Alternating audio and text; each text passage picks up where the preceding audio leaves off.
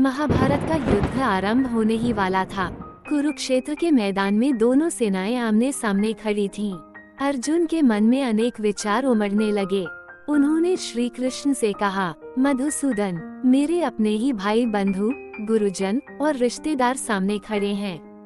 मैं इन्हें कैसे मार सकता हूँ? मेरे तो हाथ कांप रहे हैं, मन विषाद से भर गया है। अर्जुन के इस द्वंद्व को सुनकर भगवान श्री कृष्ण मुस्कुराए और बोले, पार्थ, तू क्यों मोह में पड़ रहा है?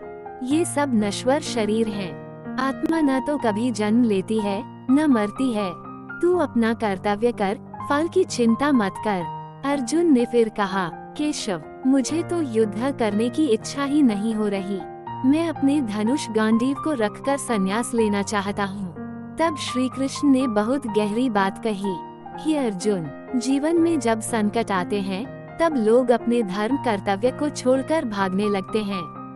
लेकिन सच्चा वीर वही है जो संकट में भी अपने कर्तव्य पथ पर अडिग रहता है।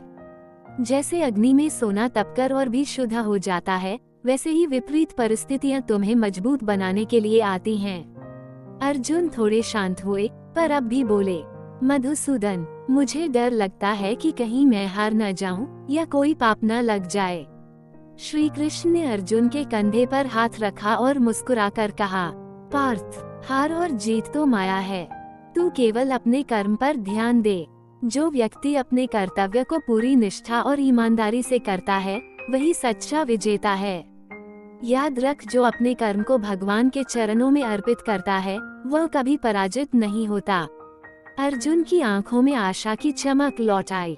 उन्होंने फिर गांडीव उठाया और कहा, गोविंद, अब मेरे सारे संदेह मिट गए। आप जो कहेंगे वही मैं करूँगा।